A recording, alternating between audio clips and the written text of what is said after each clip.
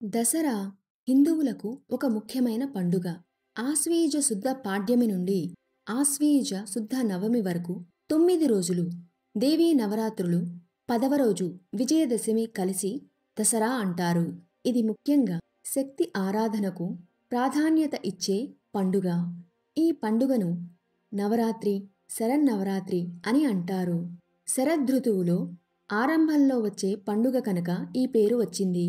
శ్రీ బాలా త్రిపురసుందరి పత్రి పురాత్రయంలో శ్రీ బాలా త్రిపురసుందరీదేవి ప్రథమ స్థానంలో ఉంది. ఆమె ఎంతో మహిమాన్వితమైనది.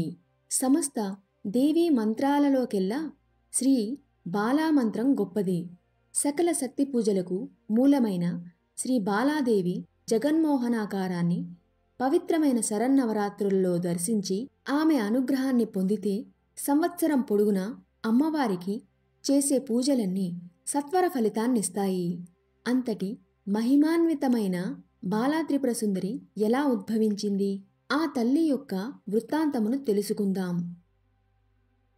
ఇవన్నీ తెలుసుకోవాలంటే ఈ వీడియోను చివరి వరకు తప్పకుండా చూసి నచ్చితే లైక్ చేసి మరిన్ని వీడియోల కోసం ఈ ఛానల్ని సబ్స్క్రైబ్ చేసుకోవడం మర్చిపోవద్దు.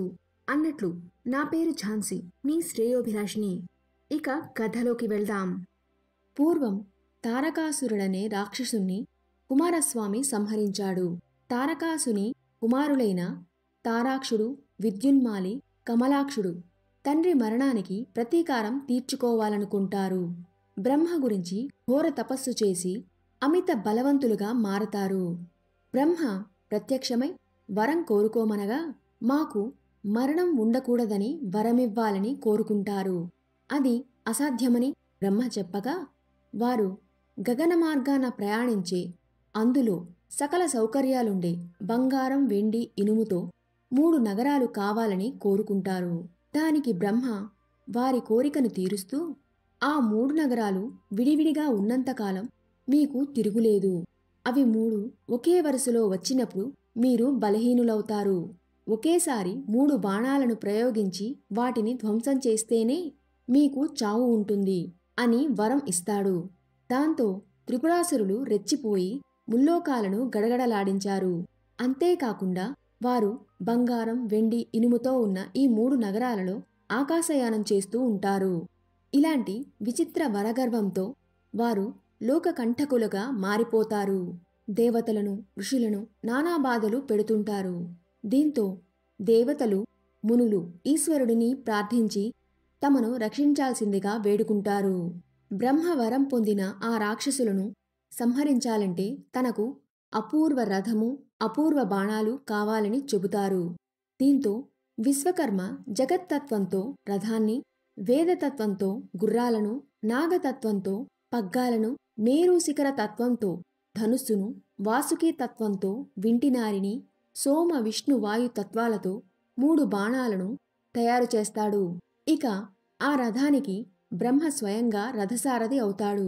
దీంతో పరమశివుడు, తారాక్షుడు, విద్యున్మాలి, కమలాక్షులపై యుద్ధానికి వెళతారు. అయితే భీకర యుద్ధంలో ఎంత ప్రయత్నించినా ఆ 3 రాక్షసులను చంపడం పరమేశ్వరుడికి చేతకాదు. విల్లు నుంచి సంధించిన బాణాలు ఆకాశంలో ఎగురుతున్నా నగరాలను ఛేదించలేకపోతాయి. అంతేకాకుండా ఆ రాక్షసుల తపఃప్రభావంతో ఆ రథం భూమిలోకి కుంగిపోతుంది. దీంతో పరమశివుడు ఆదిపరాశక్తిని ప్రార్థిస్తాడు.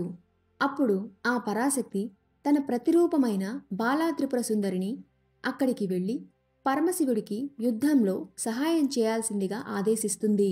దీంతో బాలా త్రిపురసుందరి ఒక యాగగుండం నుంచి బయటికి వచ్చి శివుడు ధరించిన విల్లులోకి ప్రవేశిస్తుంది. దీంతో శివుడు ఆకాశంలో ఎగురుతున్న 3 నగరాలను ఛేదించి ఆ రాక్షసులను సంహరిస్తాడు. అటుపై బాలా త్రిపురసుందరి ధనస్సు నుంచి బయటికి వస్తుంది. తనకు యుద్ధంలో సహాయం చేసినందుకు ఏదైనా వరం కోరుకోవాల్సిందిగా పరమశివుడు బాలా త్రిపురసుందరికి చెబుతారు. దీంతో ఈ సృష్టి ఉన్నంత వరకు మీరు ఇక్కడ త్రిపురాంతకుడిగా ఉండిపోవాలని కోరుకుంటుంది. ఈ క్షేత్రం త్రిపురాంతకంగా ప్రసిద్ధి చెందాలని కూడా కోరుకుంటుంది. ఇందుకు పరమేశ్వరుడు సంతోషంగా అంగీకరిస్తాడు. అంతేకాకుండా యుద్ధంలో తనకు సహాయం చేసిన బాలా త్రిపురసుందరిని సేవిస్తే అన్నింటా విజయం కలుగుతుందని చెబుతాడు. అందుకే ఏదైనా ఒక కార్యం ప్రారంభించే ముందు చాలామంది త్రిపురాంతకం ఆలయం వచ్చి అమ్మవారిని సేవిస్తూ ఉంటారు. శ్రీశైలం 4 ద్వారాల్లో త్రిపురాంతకం తూర్పు ద్వారం. ఇక్కడ ఆలయం చిన్న కొండపై ఉంటుంది. 4 వైపులా 4 గోపురాలు ఉంటాయి. గుడిలో స్వామివారు లింగ రూపంలో ఉంటారు. ఇక్కడ శివలింగం పైభాగంలో 1 అంగుళం లోతు గుంట ఉంటుంది. ఆ గుంటలో నీరు ఎల్లవేళలా ఉండటం విశేషం. ఇక ఆలయ ప్రాంగణంలో ఒక చీకటి గుహ ఉంది. ఇక్కడి నుంచి శ్రీశైలానికి స్వరంగ మార్గం ఉండేదని చెబుతారు. ఈ ఆలయానికి దగ్గరగా ఉన్న చెరువులో బాలాత్రిపుర సుందరి ఆలయం ఉంది. ఈ ఆలయం శ్రీచక్ర ఆకారంలో ఉంటుంది. ఇక బాలాత్రిపుర సుందరి ఆవిర్భవించిన యాగకుండాన్ని ప్రస్తుతం నడబావి అంటారు. అమ్మవారిని దర్శించాలంటే 9 మెట్లు దిగి వెళ్ళాలి. స్కాంద పురాణంలో శ్రీశైల ఖండంలో ఈ క్షేత్ర ప్రస్తావన ఉంది.